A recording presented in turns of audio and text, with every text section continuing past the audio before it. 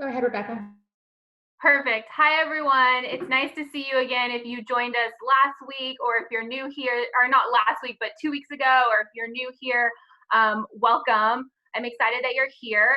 This week, we're going to be doing the part 2 of the DIY PR series. And just as a quick reminder, please make sure you're muted throughout the whole presentation.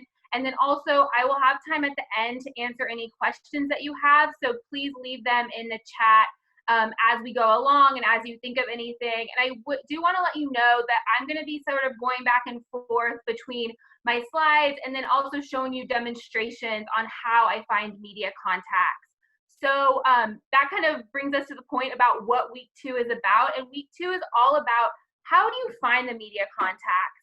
When we did part 1, we talked about what story ideas you pitch media. And now we're going to talk about how do you find those contacts? And so I'm going to show you how to find the contacts using resources that you already have access to, such as Google or LinkedIn or anything like that. So we're going to go ahead and get started. It's going to be a lot of information today, so hopefully it's not too overwhelming, but I try to break it up into really actionable chunks.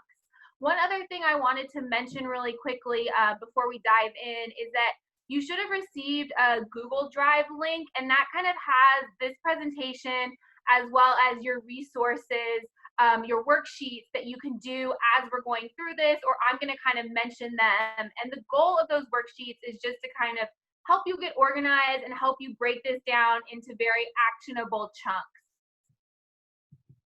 So I'm not going to spend too much time introducing myself, especially if most of you attended a few weeks ago, the first part of this presentation. But the point is that I own a company here in Austin called 15 Media, and all I do all day is spend my time pitching the media. And I pitch, online, national media, local media, blogs, podcasts, all of those different things. And so I've basically taken all the stuff I've learned over the last 10 years and sort of boiled it down into these 4 weeks. Here are the types of media that my clients have been seen in, and I'm going to tell you what I do to get my clients into these types of media outlets. So hopefully you can also get yourself into these media outlets.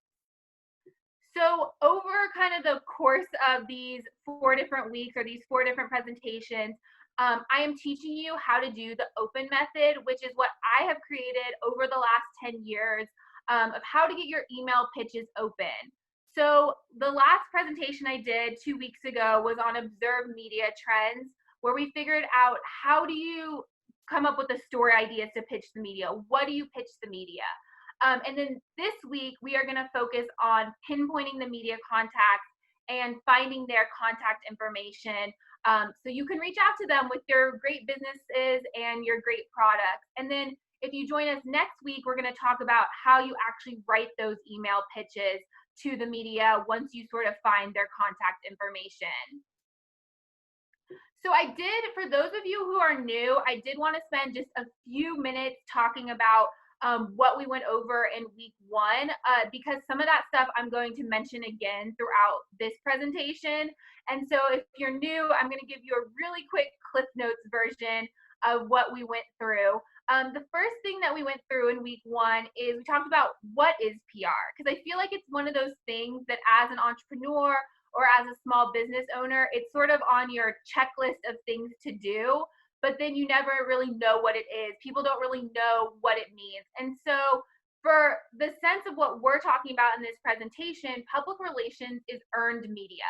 So that's that you reach out to a media outlet, whether it's TV, newspapers, bloggers, podcasts, really any type of media outlet, and you present them with a story idea and ask them if they're interested in covering. And so since it's earned, you're not paying for it like you would advertising. Instead, you're hopefully going to get that media placement for free. So it's a really low cost, effective way to not only get the word out there about your business, but also gain credibility.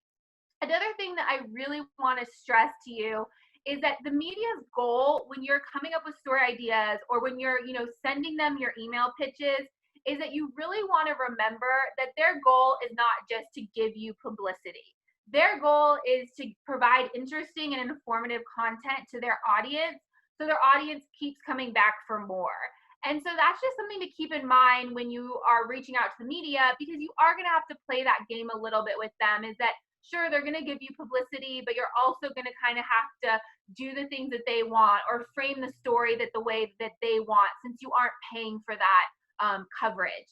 And then the last thing to keep in mind from week one is that you really want to look at past stories. And I'm going to show you how you look at past stories and then pitch those same media contacts. So, so you're going to look at what people have covered in the past, and then that's going to help you figure out what you pitch for the future. Because a lot of times, if someone's covered, let's say, beauty products once before, they're probably going to cover beauty products again.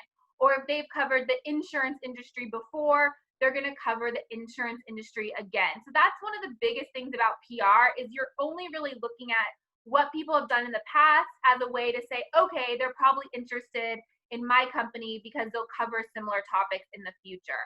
So those are kind of the three biggest takeaways from part one of this presentation. And now we'll jump into how to find the media contacts. So as I mentioned before, we are going to talk about step two, how to use Google and LinkedIn to figure out who you're going to pitch. I would say that when, people always are calling me or asking me about these DIY PR presentations, and they're like, well, I don't have the contacts. I don't know who to pitch. It's definitely, from a small business owner, I would say their number one concern or hesitation when it comes to reaching out to the media is that they don't know who to pitch. They feel like they don't have the connections. Well, I want to be here to tell you that, especially nowadays, if even a PR person, a publicist tells you, oh yeah, I have connections with everyone that you need to know, chances are that's not really the case. There are just so many media outlets out there nowadays that really no one has connections with every single person that they're pitching. I'm always working on new clients or working in new industries that I maybe never pitched before. And so I don't necessarily have a lasting relationship with every single person that I pitch. And so as a small business owner, I want you to realize that at the beginning, you're not necessarily going to know everyone you pitch or kind of have that relationship. But hopefully the goal is, as you start pitching more and as you start understanding the media more, you will start building those relationships more and more as well. So don't let that be a stumbling block for you reaching out to the media. The other thing I hear about is, well, I don't know how to find their contact information. How do I send them my story ideas if I don't know where to reach out to them? And that's another thing, is that, as a publicist, I have access to a fancy media database that I pay a monthly fee for called Cision. But the reality is, I really use Google and LinkedIn to find most of the contact information that I need. And so I'm going to show you kind of how to use those tips, how to, do your searches, how to use these free resources or resources that you already have access to really start building your media list. So before we sort of dive into specifics, I want to just talk about a few general rules for when you're looking for media contacts. And these are just things to keep in mind across all different types of media. As we go through this presentation, I sort of have it broken down by type of media, and I have it broken down by the types of media that I pitch the most for my client. So there are, a lot of different, like I mentioned, a lot of different types of media out there. So I tried to at least break it down into the different types that I think you'll pitch the most. So for example, we'll go over how to pitch podcasts, how to pitch your local newspaper, how to pitch, how to find the contacts at online outlets. But these are just the general rules that you want to keep in mind across the board, no matter what type of outlet you are reaching out to. So the first one is, you want to make sure that you're being specific. The biggest thing is, you want to try to use your best judgment to make sure that you are pitching people that make sense for your brand. So if you own some type of, an education company, chances are you're not going to be pitching the crimes reporter at the local newspaper, or you're not going to necessarily be pitching the technology reporter at the local newspaper. You want to really try to make sure that you're pitching people that make sense for your brand. And that's why it's really important to kind of look at what they've covered in the past to see, like, okay, sure, they have done education stories before, so let me reach out to them. And what I would say is really just use your best judgment here, but don't necessarily kill yourself over it. You know, try your best to find people that make sense. But of course, if you're having a hard time or you're not seeing someone that specifically covers what industry you're in or does similar stories to what you are looking for, then try to just start reaching out. But really try to use your best judgment and look at what the kind of stories people have done in the past, to see if you could maybe see yourself fitting into those types of story ideas. The other thing I would just keep in mind as sort of a general rule of thumb, again, not always going to be the case. This is a tricky thing about PR, is that there's a lot of exceptions to the rule. But as you're sort of going through media outlets and trying to find contacts that make sense for your brand, try to look for people lower on the totem pole. So as a general rule of thumb, try to look for people that have an assistant title by their name or an associate title by their name. The reason for this is that they're sort of the ones that hold together the stories and then turn around to their bosses, who are usually the editor-in-chief or the managing editor or whatever it might be. They turn around to their bosses and say, okay, here's what I've come up with. Are you interested? And those people sort of give the final approval. So, you know, if you're looking at a contact page of a magazine or a contact page of a newspaper, just try to look for people that have those titles by their name. Again, sometimes if you're pitching, like, let's say a small local magazine or a small local newspaper, all you'll see is the editor-in-chief or the managing editor. So then you're just going to pitch that person. But just as a general rule, keep these things in mind when you are reaching out for the media or reaching out to the media and looking for media contacts. So the first thing I want to talk about before we start looking at very specific media outlets is I want to talk about lead time. And lead time is the period between when a publication is working on their content and when it is actually published. And you should just keep in mind when you're sending out your pitches, because obviously if someone's working on a story, it might take them a few weeks to put the story together. So they're going to need that information ahead of time. So just kind of keep those things in mind. And on this slide right here, I have the different lead times for different types of publications. So national magazines, this is something like Good Housekeeping, Vogue, Real Simple. Those type of national magazines, they work about 4 to 6 months ahead of time, because obviously compiling the stories, writing the stories, getting the magazine actually printed, all of this stuff takes time. So say, for example, you feel like you have a really good story that's for, let's say, Valentine's Day. You're going to have to count back 4 to 6 months. And that's when you're going to want to start putting that story on their radar. And what I would say is, in terms of national magazines, just for my own clients, this is really what I pitch the least, just because, again, it can be hard as a small business owner to really predict what you're going to be doing in 4 to 6 months, or what products you're going to have in stock in 4 to 6 months. So as a general rule of thumb, national magazines are actually what I pitch the least. Another reason for that is simply because there really just aren't that many national magazines anymore. We all know that that's sort of one of the areas that is really hurting the most. So the other thing that I want to talk about is national online publications. And these require about a 1 to 2 month lead time.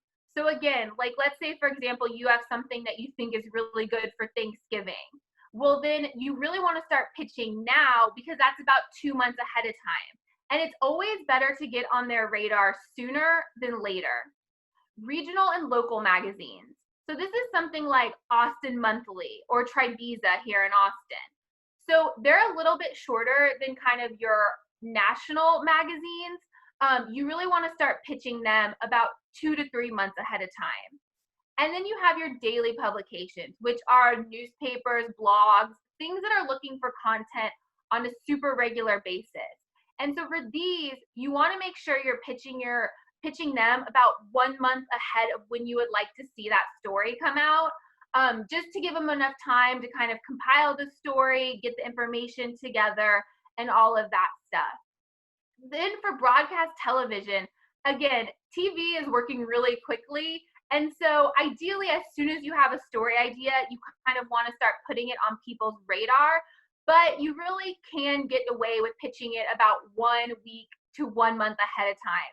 But what I can really stress here is the sooner the better. You want to be able to get their story on their radar as soon as you can. And again, it's a lot better to hear, oh, it's too early, reach out to me in a month, than to be like, sorry, we've already done all of our content for Thanksgiving. We're not interested anymore. So as soon as you kind of have that story idea or think there's something that you want to put on the media's radar, try to get it to them as soon as you can, kind of based off of these months. So if you go to your Google folder, I did want to share that in the Google folder, there is a lead time calendar. And so the purpose of this calendar is to really give you something where you can write down your story ideas and then when you should be pitching them. So I just wanted to make it as easy as possible for you to kind of have some type of organization, because it can be really confusing about when to actually pitch your story ideas. And so the purpose of this calendar is to write down what story ideas you should be pitching when. So in January, depending on what kind of media outlets you want, you should be pitching X, Y, and Z stories. So again, I'm going to use Valentine's Day as an example because it's sort of the easy one. So in January, you can write down pitch blogs Valentine's Day story, pitch local TV Valentine's Day story. So then you know when you're going to pitch it accordingly. And one thing I would also keep in mind is that once you kind of write it down on this sheet, I don't know if you're anything like me, but I always like to write things down, with pen and paper, and then I sort of translate it into my more digital calendar. And then as soon as you kind of write it down, you can put it into your calendar. So if you really do want to pitch Valentine's Day, then in your calendar at the beginning of January, you can set up reminders, pitch a Valentine's Day story idea to local media, pitch a Valentine's Day story to national online media. And so you always put it in your calendar, your online calendar, whatever you use, so then you actually go ahead and do it. An example of this, again, would be like, say for something like Halloween, which is coming up, or say, for example, you have a collaboration that's launching with another brand in November, and you really want the media to cover that collaboration. Well, then you should put it in your calendar a month or two ahead of time, a reminder to yourself to start pitching the different types of media outlets. Just again, so this way you actually do it because it's in your calendar and you set up those reminders. If you have a collaboration coming out in November, you don't want to pitch the media on October 31st because they're already going to be working on stories that are way past that. So those are just something to keep in mind when you're looking at different media outlets.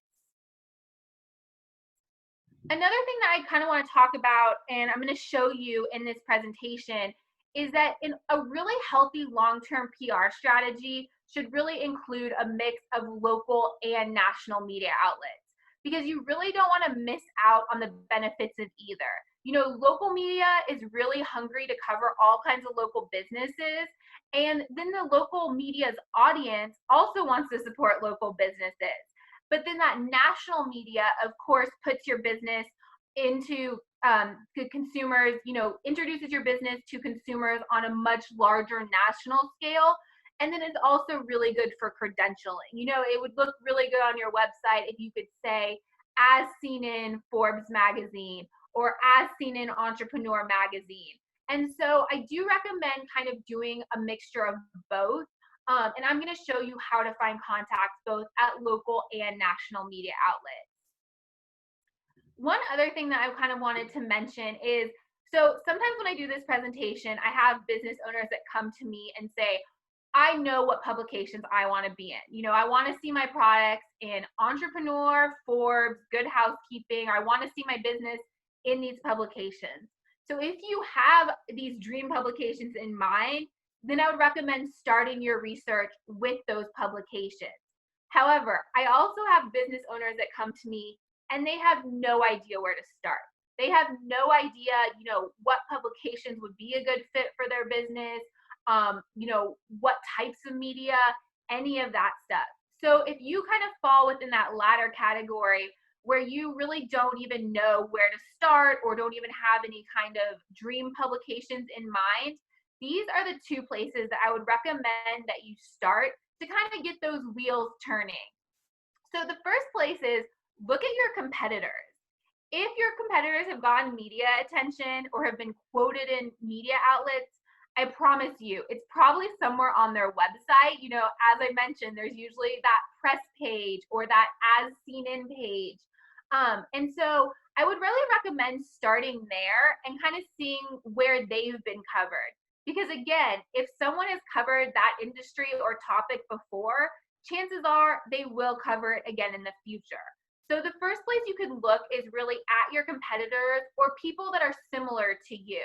It doesn't necessarily have to be a direct competitor, but you know, say for example, you're a small business here in Austin. Well, look at other small businesses here in Austin and kind of see where they've been covered and who they've been covered by.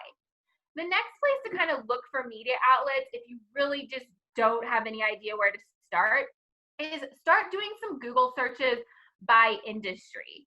So for example, you know, if you're in the insurance industry, you can look up things like insurance magazines, insurance blogs, insurance podcasts.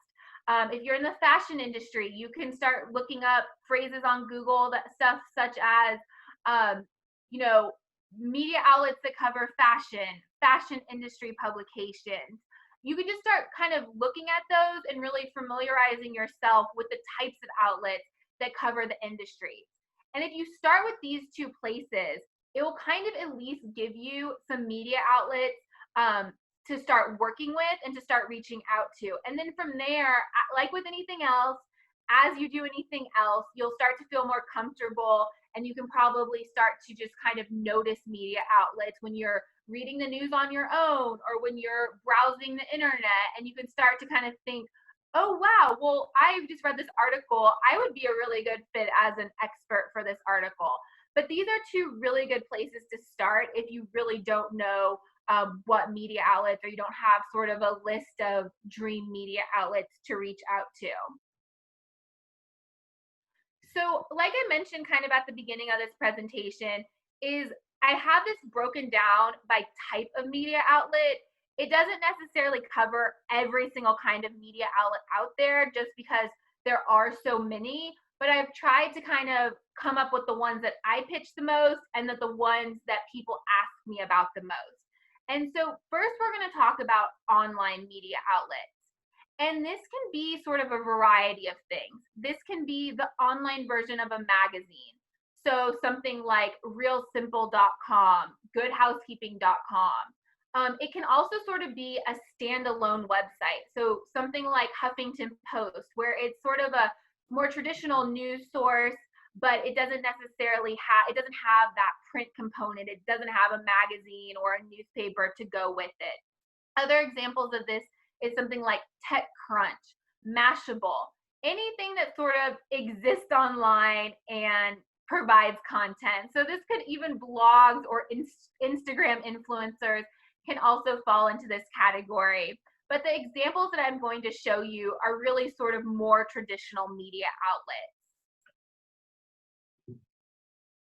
So you really can't talk about online outlets without talking about freelancers. And as I mentioned before, I have been doing, you know, PR now for about 10 years. And this is really where I would say the biggest change in the industry has been, is that especially online outlets, they don't necessarily only have full-time staff members anymore. Instead, they use a lot of freelancers to put together their stories and content. And actually, I feel like this is really good for small business owners because it is a lot easier to find a freelancer's contact information than it would be a full-time staff member at a publication. Another really good thing about pitching freelance writers for these sort of online publications is that they work for multiple publications. So when you send a freelancer a story idea, you're not necessarily just sending it to one publication. Instead, you're sending it to kind of all of the publications they work for, and then they can kind of help you find a fit. So it is really important to really incorporate freelancers into your pitching strategy. And even local media outlets use a lot of freelancers. One thing I would like to mention, I meant to mention this on the last slide, is that, like I said, I'm about to give you a lot of information and a lot of different types of media outlets. And I know it can be very overwhelming to know where to start. So I would really recommend picking one. And you can say, okay, this week I'm just going to focus on online outlets. And you can really focus on that for a whole month. You can only pitch online outlets with your products or your services or your expertise. Then maybe next month you say, okay, I really want to focus on podcasts. And then you spend the whole month or you spend a whole week, depending on how much time you have, only focusing on that one kind of media outlet. It is too overwhelming to try to focus on all of these at the same time, especially if you've never done any PR outreach before. You really want to be careful and you really want to just focus on one thing at a time, because like anything else, it makes it more manageable for you. So now really quickly, I'm going to go back into the Google Drive to show you a few worksheets that are going to be really useful for this part of the presentation. So the first thing is, in these two worksheets, I am going to be showing you over and over again, or referencing over and over again, I should say, because they make sense for all of this. So the first thing is, in here, you actually have an Excel spreadsheet right here, media list example. And as you're finding media outlets, I would recommend putting it in this document, because your goal is to be creating your own media list that you can go back to over and over again, anytime that you have a new story idea. And so as you're kind of doing this research that I'm about to show you, really write down the publication's name, the contact's name, the email address, and any kind of notes or whatever you feel like would be a good frame of reference for you.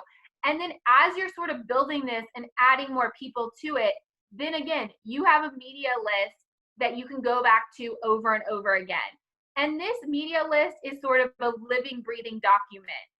You know, as you do more pitching, you're going to constantly be adding to it, or maybe you're even going to be deleting people because they no longer work at the publication, or they told you that they're no longer a fit for, you know, your business, or whatever it might be. But you really want to, you know, make a copy of this media list and have it pulled up as you're doing this research, so you can go back to people over and over again. The other thing that I'm going to keep referencing is this media cheat sheet. So as I mentioned before, we're going to talk about how you determine if someone's a freelancer, or how you determine if they work full-time at a publication. So if you kind of determine someone works full-time at a publication, then you're going to reference this media cheat sheet and fill their name into these email address formats. And of course, it doesn't have every single outlet on here, but it should give you a vast majority of the outlets that you want to be pitching. And I'll come back to this media cheat sheet, especially after this first section. Okay, now we're going to talk about how to find the media contacts at online publications. And I'm going to use this realsimple.com as the example for this part of the presentation. And so this just means, and keep in mind, this is just an example. It's going to look different depending on what publication you're looking at.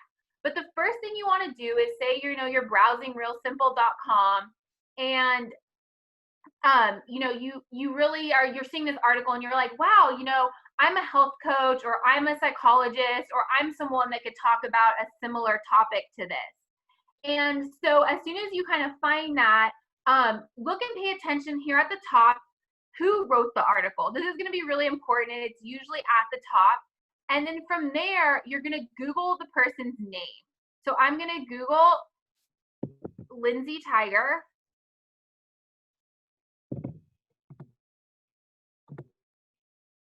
Why is it? Okay, I'm going to Google Lindsay Tiger, writer. And you can see right here, the first thing that comes up is her website. And you can get a really good idea really quickly that she's a freelancer just by kind of looking at the different results that come up. It says right here, you know, in her Twitter, freelance travel and lifestyle journalist. So that automatically gives you the indication, okay, she doesn't work full-time for one publication. She works for a variety of publications.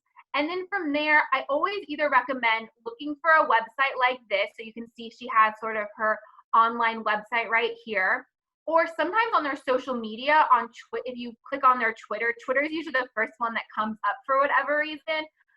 If you click on their Twitter, it sometimes will have a link to their website or their email address right there. So you kind of, again, want to either look for this website or their Twitter or social media accounts, because sometimes that will have the information on how to contact them. So I already have her website pulled up right here. And as you can see, I looked through, I went to her website and I see right here, it says contact. And so right here, it tells you if you're a publicist or entrepreneur that wants to pitch your product, here's her email address. So once you sort of determine that someone's a freelancer, you want to make sure that you go to their website if it comes up when you search them and look for their contact information, and then you send them your email pitches. I did also want to show you her social media. So as I showed you, when I did that search, I found that, I found her Twitter account, and sometimes that website won't be the first thing that comes up. Her writer's website won't necessarily be the first thing that comes up. It will be their social media. But as you can see, when I looked at her Twitter, it has a link to her website right here. So then you go to the website and try to find her contact information. Again, sometimes they have their email address right in their Twitter bio, which makes it super easy for you because you can just use that to contact them. Okay, so that's how you determine if someone's a freelancer or a full-time staff member. Now I'm going to talk about what do you do if they're a full-time staff member. So now I'm kind of, I'm transitioning. Now I'm a business owner who works in a home organization, or I, have some type of organization product, and I see this article on realsimple.com, and I think, wow, they've covered this topic before. They might be interested in my topic as well. And so again, I do the exact same thing I did in the other example. Is I Google their name, and when I Google Katie's name, you can see it looks a little bit different. Her LinkedIn profile comes up and it says senior editor. So that means she works at the publication full time. If she didn't, it would say something usually in her LinkedIn or her website. It would say something like freelancer or owner of their own business. And so even right here, the second result that comes up, again, it says senior editor. So that's a really good indication that they work full time at the publication. They're not a freelancer.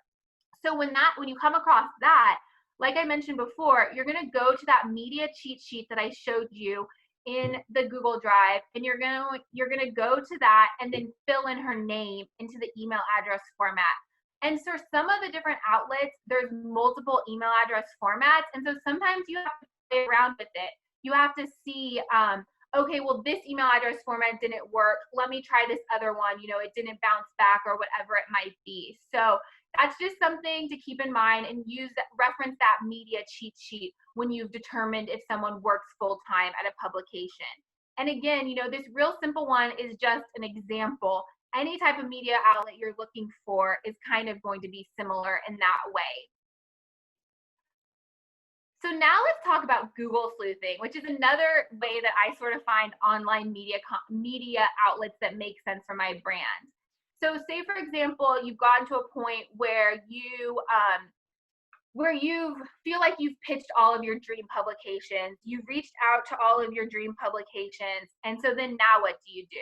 I talked about this a little bit in part one, is that a healthy media strategy is not just pitching once and leaving it. You're not going to get good results that way. You're going to want to be reaching out to the media with multiple different story ideas over and over again. You're going to constantly be wanting to look for new media outlets over and over again. So once you sort of run out of your initial outlets, what do? How do you know where to still look for media contacts? I do something that I like to call Google sleuthing. So I'll show you what that looks like here. So I go to Google News, which is at the top of Google right here. Just click News. And say, for example, in this situation, I'm going to use marketing. Say, for example, I own a marketing firm, and I really want to see where I could start pitching myself to share my expertise or my knowledge. And so all I do in Google News is I type in marketing, and then I'll start to see all the articles that come up about marketing.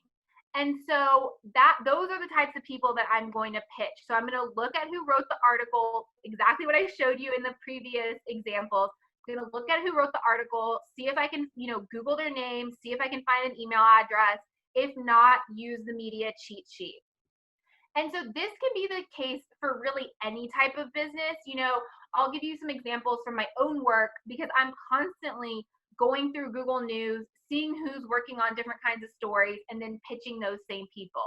So some examples from my own work is that I work for a dermatologist.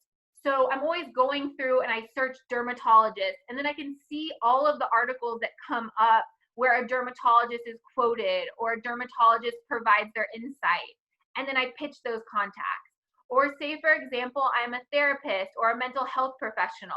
Then I could type in things like self-care, anxiety, depression, whatever phrases or whatever words make sense for your brand. Go through Google News and see who's working on articles on those topics. And it really, I can't stress this enough, is that no matter what kind of business you have, there are going to be outlets for you. There are going to be media outlets for you. You just have to start finding them. And so kind of whatever phrases or businesses make sense for you, then you can type this into Google News and start coming up with and looking for people who are covering the topics that you want to talk about. For most of my clients, I try to do this about once a week because new articles are coming out at least once a week. And so, once a week, I'll come in and search dermatologists to see who's writing those stories where they need a dermatologist to quote. Or maybe you're a college, I'm working with someone right now who's sort of a college counselor. She helps people get ready for college. So I would type in phrases like college admission, SATs, just different phrases that would make sense for her.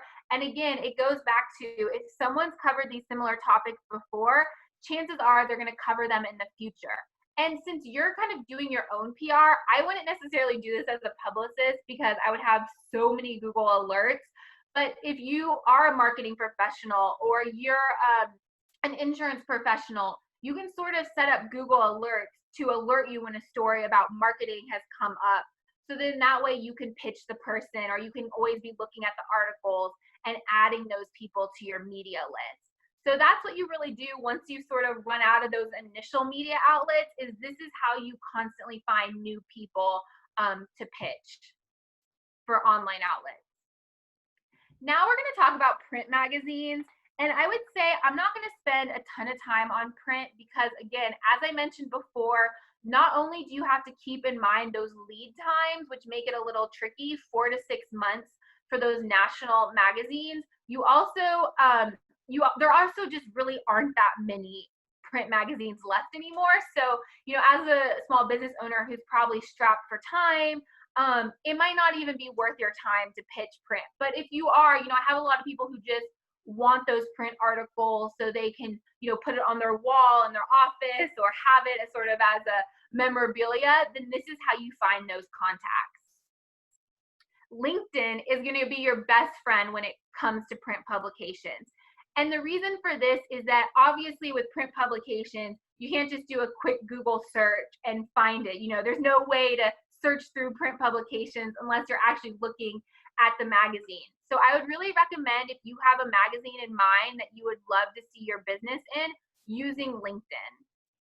I'm going to show you how that works. So you go to your LinkedIn page right here. Here's mine. And at the top, we're going to use Southern Living magazine as our example. So at the top, I found Southern Living magazine. And then you go to their page, and right here where it says people, click it. Okay, now I have it pulled up, and it starts to show you the people that work for the magazine. So you kind of go through this, and again, use your best judgment to find someone that makes sense for your brand. You go through and say, okay, oh, I have a beauty brand, so let me pitch Patricia Shannon. Or, oh, I own a hotel, let me pitch the travel editor, Valerie, right here. So you kind of just want to go through this to start to get an idea of who works there and who might be a fit.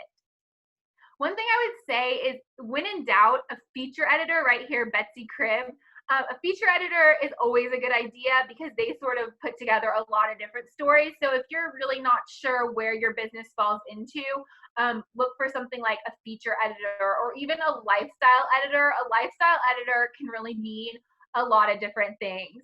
So if you really do want to be in those print publications, use Google, go to people, and then search and try to find someone that sort of makes sense for your brand.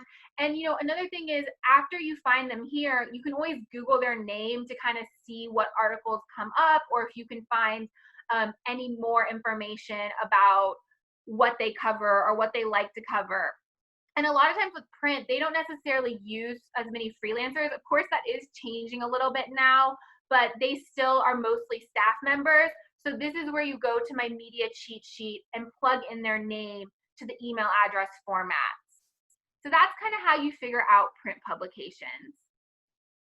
Now let's talk about podcasts. I would say that right behind online outlets, which is where I spend the vast majority of my time pitching, the next category is podcasts. The reason that I personally love pitching podcasts is that they really like have a podcast for everything. So no matter how specific your business is or how specific your targeted audience is, I promise you, there's probably a podcast for it. Like, for example, right now, I'll give you two really specific examples that I'm working on. One is a board game. I'm working on kind of a board game right now. And so I've been doing a lot of research into board game podcasts, and there's a lot of them. And the other one is a coloring book. And there are a few podcasts, I shouldn't say a lot, on coloring books. So no matter how specific your business is, I can almost assure you that there is a podcast for it. The other thing that's really nice about podcasts is that, say, for example, you're pitching online or print magazine, you're pitching an online outlet or a print magazine, the majority of the placements that you're going to get are probably you're going to be quoted in an article, or your product is going to be included in a roundup. If you can get a feature, that is amazing. A feature would be a whole story on just you and your brand. That would be ideal, but those types of media outlets are few and far between, or types of media placements are few and far between. Chances are, if you're pitching the two previous categories I talked about, again, you're going to get a quote in an article, or you're going to get a mention of your product in a roundup story.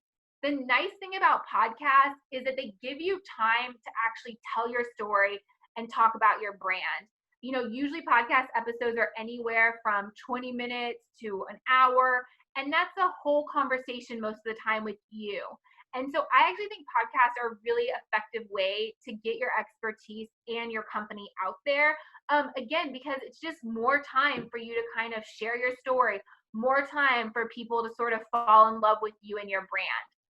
So the first place I recommend looking for podcasts is, again, Googling your industry name plus podcast.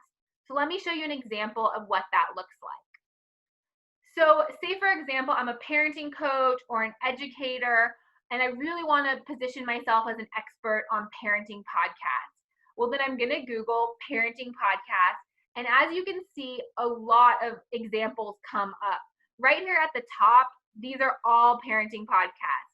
Not only do you have that, you also will come up with all these lists of parenting podcasts that you can look through to kind of see which ones make sense for you and which ones you want to pitch as a guest idea.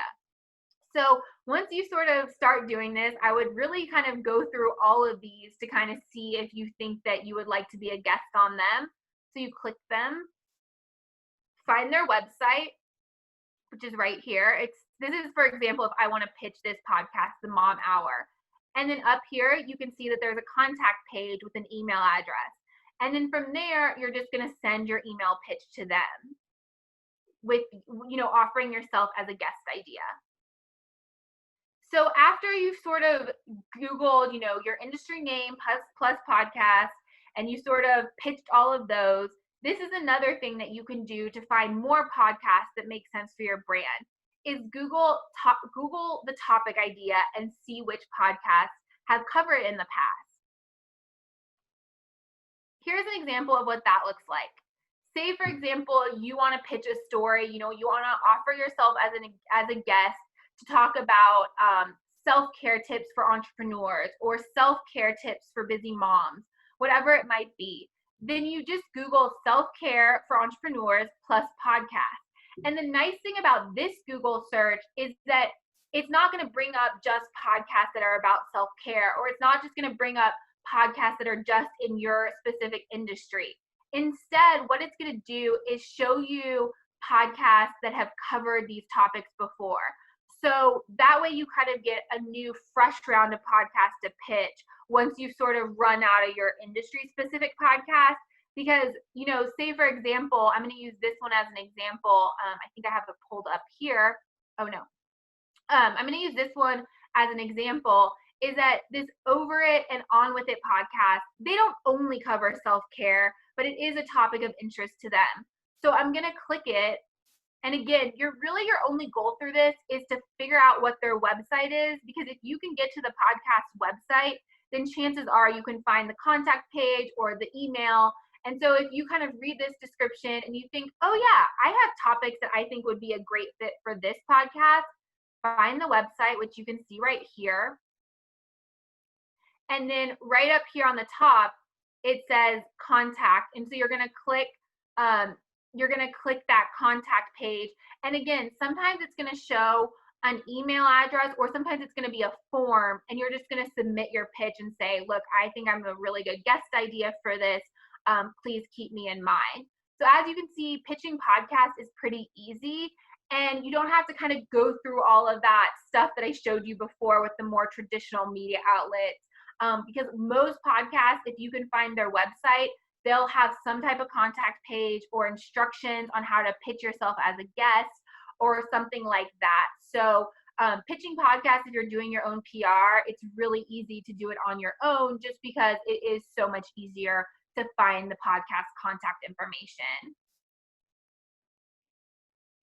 Okay, I want to talk about Haro and ProfNet really quickly before we move on to talking about local media.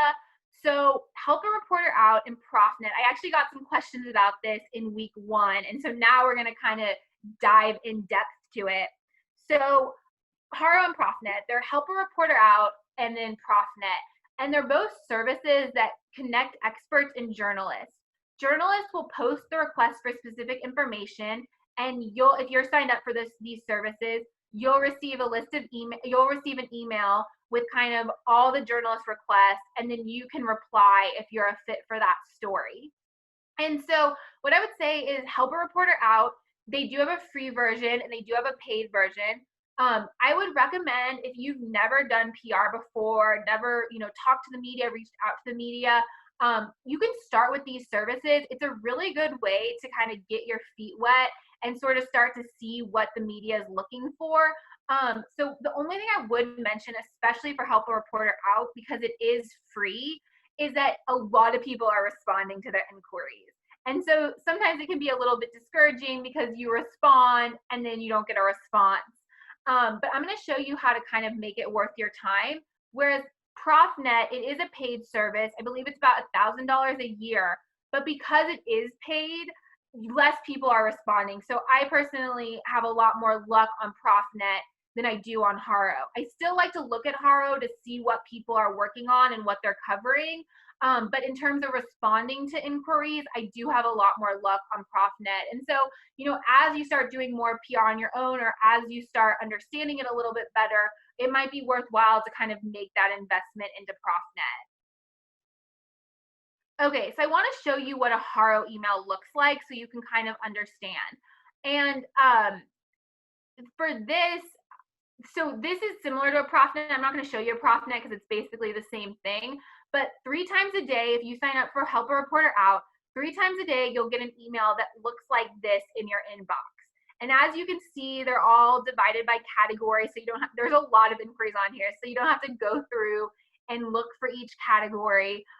You can kind of just right away skip to the category that makes sense for you, and you'll kind of get the hang of it over time. And then you can just look through the category and see if there is any types of stories that you feel like, oh yeah, I have a product to submit, or I'm an expert, I can talk about kids education, or, I have a product in my line that would make a great daycare teacher gift. And so then Once you kind of locate things that you want to talk about, you can click it and it goes to the actual inquiry, and then you can respond to them through this email that they give you right here. Like I mentioned before, one notable difference, backing up a second, one notable difference between Haro and ProfNet is that on ProfNet, they actually tell you the person's real email address, which is kind of nice. So then you can just also add it to your media list. Whereas here, they give you these help a reporter out email addresses. One thing that I really use Haro for a lot is to see what people are writing. So say, for example, I'm working with a parenting expert or an educator. I'll go through and kind of see who's looking for parenting experts and then add them to my media list so I can continue to pitch them. You know, if I have a fit, I can send them, you know, I can answer their questions so you can see how someone would answer. Oh, she actually has her email address right here, which is amazing because then you can just add it to your media list. But in addition to kind of responding to their inquiry with your expertise, I also really recommend adding them to your media list so you can pitch them when you have a new pitch idea as well. So for example, I would go back to what I taught you in the online section is I would Google the person's name, see if I can find their email address through their writer website or through their social media accounts, and then add them to my list. Or again, if you determine that they're a freelancer, not a freelancer, a full-time staff member, then you can just use my media cheat sheet to add them to your list. And so then anytime you have a new story idea, you can pitch it to them. And so that's one of the reasons why I think Haro is really useful, because it can really help you to build your media list. So even if you're responding to inquiries and you're just not getting a ton of responses, just again, because they get so many responses, you can at least, it's a really easy way to build your email list.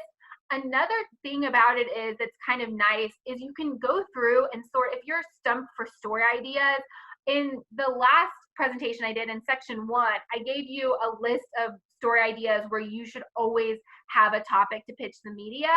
But if you're kind of stumped, you can go through this and you'll start to see trends. You know, you'll start to see, oh yeah, a lot of people are working on Halloween. Is there something that I can pitch? Or, oh yeah, a lot of people are talking about how to host remote meetings or stuff like that. So this can also kind of give you a pulse on what the media is covering. So then you can write pitches for yourself, because you know, chances are if a lot of people are working on it on Haro, then you can have a really good opportunity to hopefully get some story ideas. So that's kind of the way that I use these services. And I do think they're really useful tools, especially if you've never really done your own media outreach before. Okay, so now we're going to talk about local media, because as I mentioned before, a really good PR strategy is combining local and national media. I think it's really important to do that, just because local media outlets are really interested in covering local businesses. And so sometimes it can be a little bit easier to get that local media placement. And especially if you have a brick and mortar location, you know, being in local media, and obviously things are a little bit different right now, but being in local media really gets your business in front of the people who can actually go to your establishment. It's also a little bit easier to find local media contacts. So that's another thing to keep in mind. And, you know, if you're kind of looking for a place to start with all of this, I would really recommend starting with local media to kind of get your feet wet and see how it works. I find that just because local media is not getting the number of email pitches that national media is getting, they can be a little bit more helpful or a little bit more responsive. So now let's talk about how to find local media. And one thing going back to this, Google Drive is that I do have a local media worksheet here for you. So you can sort of start to write down the media outlets that you want to be part of, you know, as you're kind of doing your research or as you're doing sort of your Google sleuthing. This is just kind of your initial brainstorm. And then from there, again, I'm going back to that media list, you're going back to this media list. And as you can see, you know, you have your national media list and then you have your local tab as well. So you'll want to keep adding these people as you're sort of finding their contact information. And one thing to mention about this media list is you can even make it more specific. You could even break it down, all your online contacts, all your magazines, all your podcasts. This way you kind of know who you're pitching and you can kind of tailor it to those lead times. Okay, so let's talk about how to find the contact information at local outlets. And again, it's usually somewhere on their website. You just need to know what you're looking for. So for this one, sorry, okay. For this one, I'm going to use Austin Monthly, which is the local monthly publication here in Austin, as my example. And so I go to their website. I really want to be in Austin Monthly. It's probably one of the best magazines here in Austin. And I've seen a lot of other local businesses in here, and so I just really want to be in this. So I look around, I kind of look for something that says about us, contact us, something like that. And then there you'll be able to find the contact information. A lot of times I'll tell you it's either at the top somewhere or all the way down at the bottom. So you have to scroll until you can find where it says contact. Then from here, it takes you to the contact page. And as you can see right here, you can just click this and email these different contacts. So really easy. You don't have to worry about Googling their name or figuring out if they work full-time somewhere. It's really pretty straightforward with local media. 9 times out of 10, their contact information is right here on the website. So now I'm going to do that same thing with the Austin American-Statesman, which is obviously the daily newspaper here in Austin. Again, it's usually somewhere up here on the top. It will say something like contact us, about us, newsroom contacts. In this situation, it's way at the bottom again, and it says contact us. Click it. And as you can see, it has all of the contact information right here. You just need to kind of go through and figure out who makes sense for your brand. So, if you're a startup, a technology startup here in Austin, then you're probably going to be pitching Kara Carlson. If you own a hotel or are a travel writer, you're probably going to be pitching Kristen. You just want to kind of go through and see who makes sense for you. Maybe your business is located in Westlake or Pflugerville or Round Rock. So then you're going to be pitching this specific person. You just want to kind of figure out the people that make sense for your brand. And again, most local media outlets and newspapers have this. You just, again, have to look for where it makes sense. So that's sort of how you find local media contacts. Just really look for the contact us page or the about us page, and it usually breaks it down pretty nicely. Now let's talk about local TV, because this is another big thing that I think is really great for small business owners. And again, because it's local TV, they want to showcase local businesses. They want to have local experts on there talking about their product or doing DIY segments. So another thing I want to talk about before we sort of move into the different steps is I want to talk about what types of pitches to send local TV. And this kind of goes back to our first week presentation with the story ideas. But there's sort of 2 categories that I would really recommend sending to local TV. And the first one is how-to type segments. So depending on what kind of business you have, maybe you can go on TV and do a cooking segment or a DIY craft segment or a how to decorate your house segment. And again, it really depends on the type of business you have, but maybe you can do some type of how-to segments, because obviously TV is very visual. And so if there is some type of how-to segment that you can do, then that's something to really keep in mind.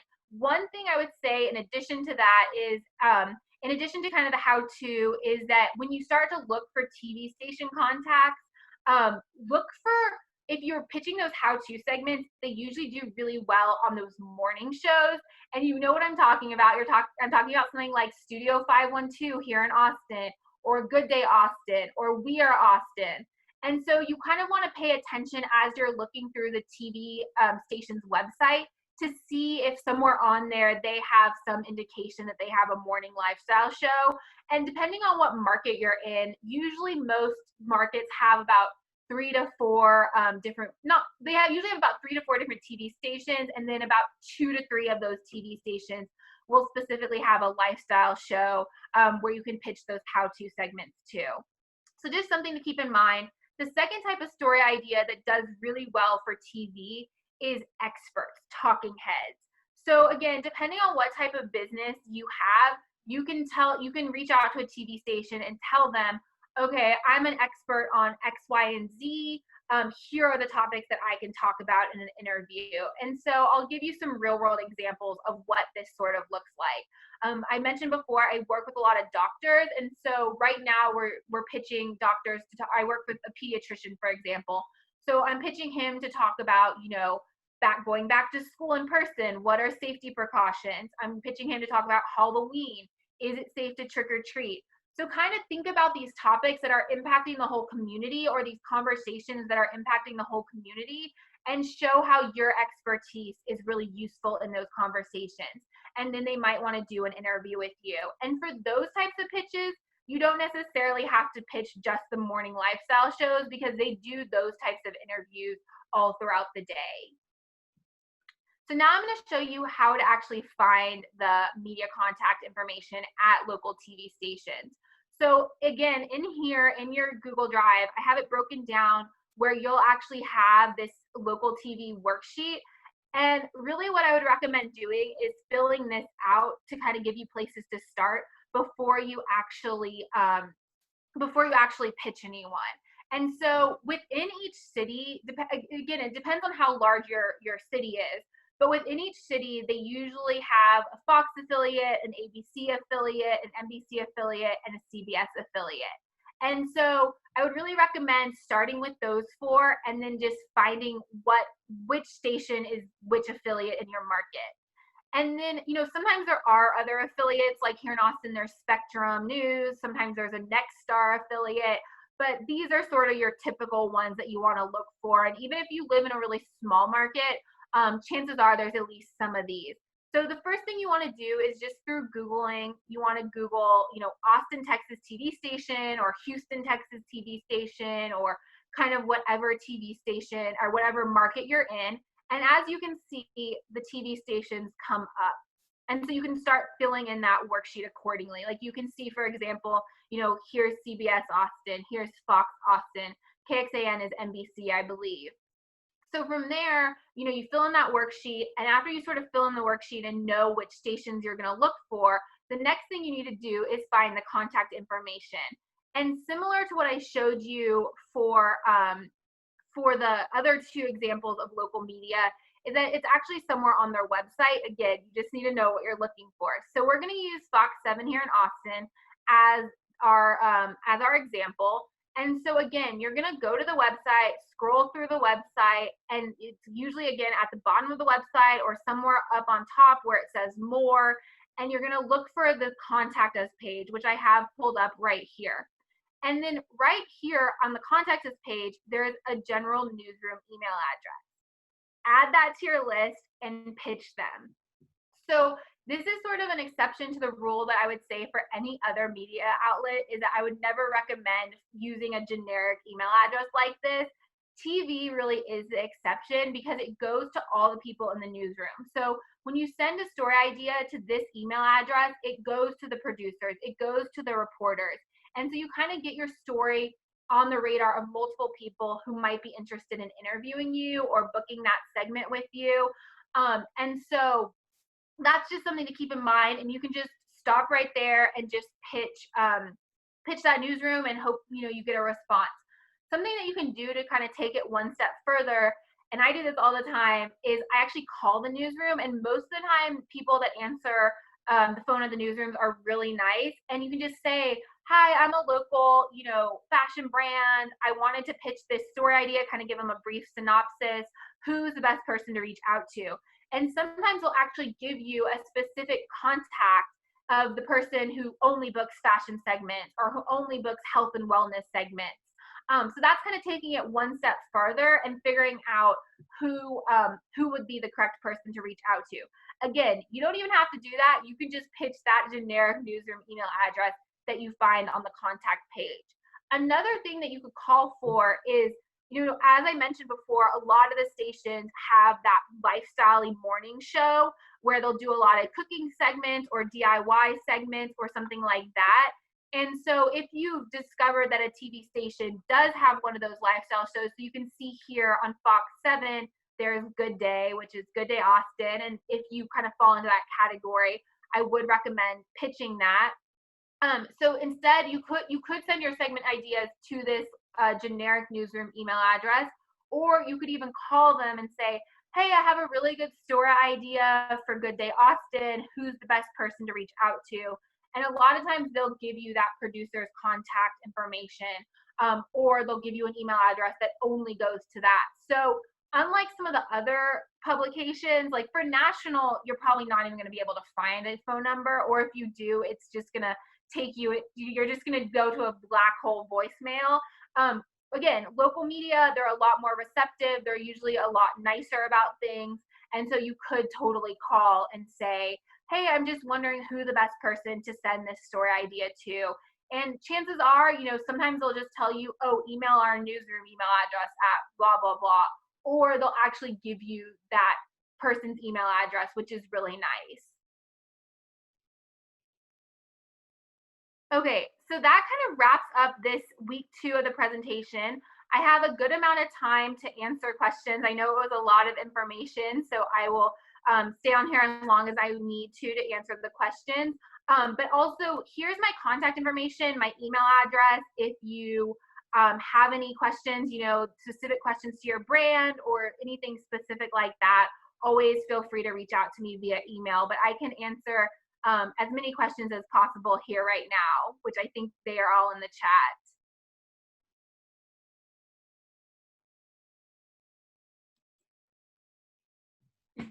Thank you, Rebecca. If anybody has any questions, if it's a little bit easier for you to go ahead and take yourself off mute, please feel free to do so. So I did see one question about the spreadsheet. So I think, if I'm mistaken, email me, but you should be able to make a copy of it and then you can just edit it. Because right now the Google folder, it is in view only, just so people don't make changes or accidentally add their own information. But I think you should be able to, through Google Drive, make a copy of it, and then you could just edit it and add your own information.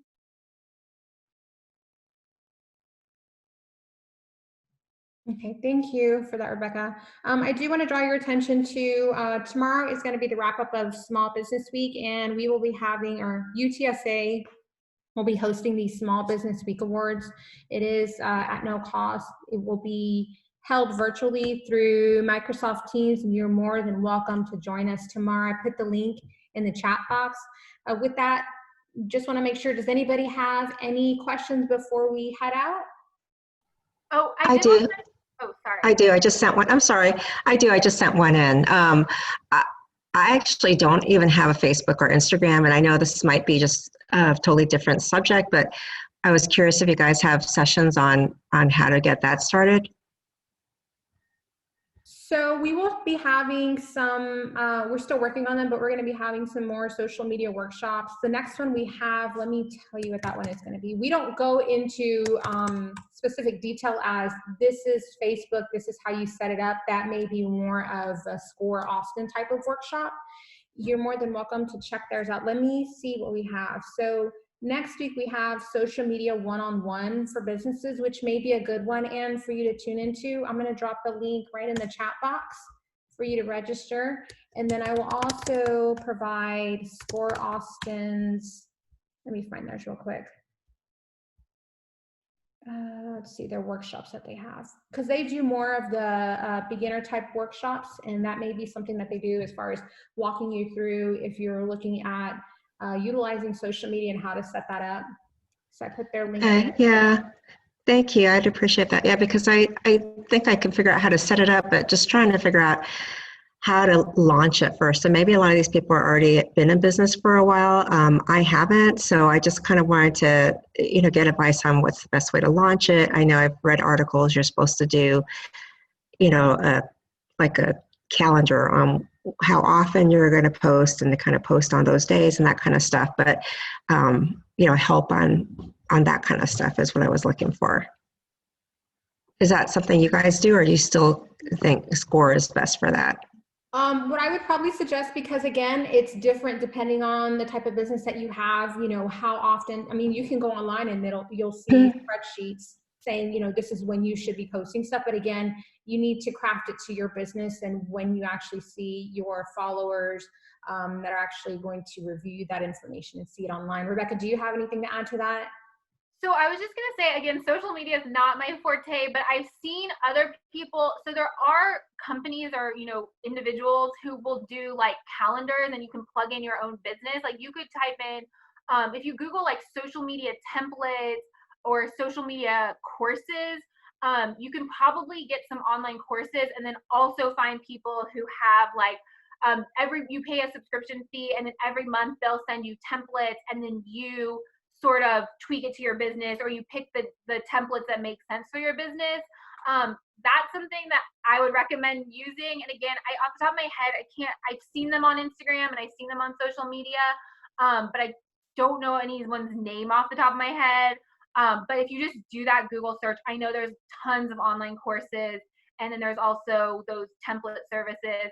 So I hope that's helpful. But sorry, this is going back to the presentation that you reminded me. One other thing I just want to mention is that if you join in next week for week 3 or the section 3, that's where I'm going to talk. This is, sorry, not related to social media, but that's where I'm going to talk about how to write your email pitches. So I'm going to give you templates on what your email should look like. So, once you determine someone that you want to pitch through this week's session, next week I'm going to show you what those emails look like and what information you need to include. And the link for that was just shared in there. Perfect. Thank you. Chris, did you have a question, sir? That was kind of what I was going to ask, was if we do figure out if we're going to pitch a TV station or our local congressman or something like that, email templates or just a kind of a written out outline of questions to ask specifically to, doesn't matter what our brand is, I guess, but just kind of a template outline. Yeah, so I don't know necessarily about the congressman part. That is not necessarily something that I would have a template for, but if you feel like your expertise would be great for TV, or you want your products on TV or in a magazine, next week, that's what I'm gonna go over, is what your email should look like. And I will have a lot of different examples of what your email should look like. My plan is to have it kind of broken down by these different categories. So if you're pitching a podcast, this is what your email should look like. If you're pitching TV, this is what your email should look like. But just strictly for media outlets, not necessarily a congressman or anything, just to kind of get your business on their radar. I guess kind of a follow-up to that, is there anything that you have that relates to partnerships or pitching nonprofits? So kind of the same. I don't necessarily have anything, but I totally understand what you're saying. I mean, I think a lot of the stuff I'll talk about next week is sort of how to just make your emails concise, or how to, figure out what the most important information about your business should be to kind of get people interested. So I feel like you can take a lot of that information and tweak it accordingly. Because next week, what I'm really going to talk about is how to write those concise emails. So I think a lot of that information could really translate nicely to any time you're reaching out about your business. Just because everyone has short attention spans, no one's going to read like a huge block of text. Perfect, thanks. Of course. Okay, awesome. Does anybody have anything else, any other questions before we end the conversation? Yeah, I had one more. Thanks, first of all, for telling us all this stuff. It really helps. Appreciate you guys putting this on. I'm curious, in your 15 years of experience, if you could give us like a ROI score for the various, like print publications, podcasts, how much time you put in versus, obviously, like, something like a national magazine would take a lot of effort, and you probably have a low probability of getting a feature article, but it could, be a huge article. So just kind of go over, you would spend your time most in podcasts, or? So I would honestly probably spend most of my time in podcasts, just because if you're doing your own PR, and it's hard to answer this question because it really depends on the type of business. Yeah, sure. But I do agree. You know, the larger publications that are getting a ton of pitches a day, yes, they're a little bit harder to get into and get their attention just because they are getting so many pitches a day.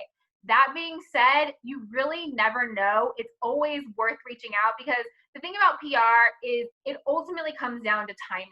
You happen to reach out to an editor who is either happens to be working on a story that fits your business or that your business can be a fit for, or you happen to reach out to someone who's looking for a story because they have an extra space. So really PR is just, I would say it's 90% luck that you just happen to reach out to someone who is working on a story. And of course you can kind of employ a lot of these tactics to kind of increase your luck. But yes, I would, you know, if you don't have a lot of time, I would focus on podcasts just because a lot of them are a little bit smaller and a lot of them also, there's just a lot more of them. Whereas like big business publications, there's really not that many of them. And so everyone's pitching those, where podcasts are a little bit more spread out. In terms of ROI, this is always kind of a tricky question and it's hard to answer because like I said, you know, for example, I like just this last week, I happened to pitch the Wall Street Journal story and they like the next day they scheduled an interview with my client. In the past, I've pitched them a bunch of times and I've heard nothing from them. And so again, it's really hard to give you like an exact ROI because who knows, you could be lucky and send out one email and that publication happens to be working on a story that's a really good fit for you and they want to interview you right away. But yes, I do recommend that if you to start, I recommend at least starting with smaller publications like your local media or podcasts, just because they aren't getting as many pitches as something like Forbes or Wall Street Journal or something like that. So the probability of your email getting read is just higher from that aspect, just because they aren't getting as many. So I hope that kind of answers your question. Unfortunately, it's hard to give you an exact ROI. How do you balance quality versus quantity? Maybe this is next week's topic, but no, this is a good question and something that I come across a lot. And so I personally don't think just because someone has a low number of followers, they're not a quality publication. That's where I think people get confused is they think like, oh, well, I'm only going to pitch these massive publications that have millions of, you know, followers or readers versus like a blog that maybe only has like 15,000 or 1,500. The thing is, even if that blog or even if that outlet, you know, podcast only has a small number of people listening or reading it, those people could be really targeted to your audience.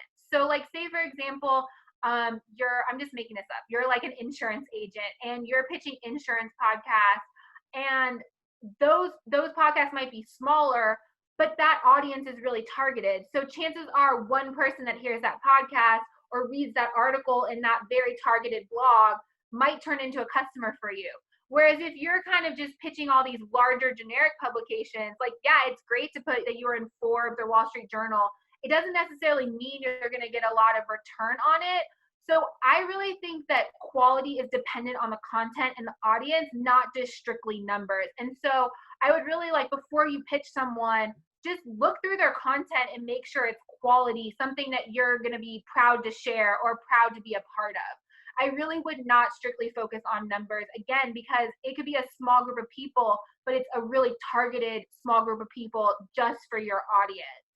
So yeah, I meant more like in the emails in your contacts that you're writing, like how do you balance reaching out to 100 publications versus, you know, copy and paste versus, you know, 10 personalized, you know, emails that take up a lot more time?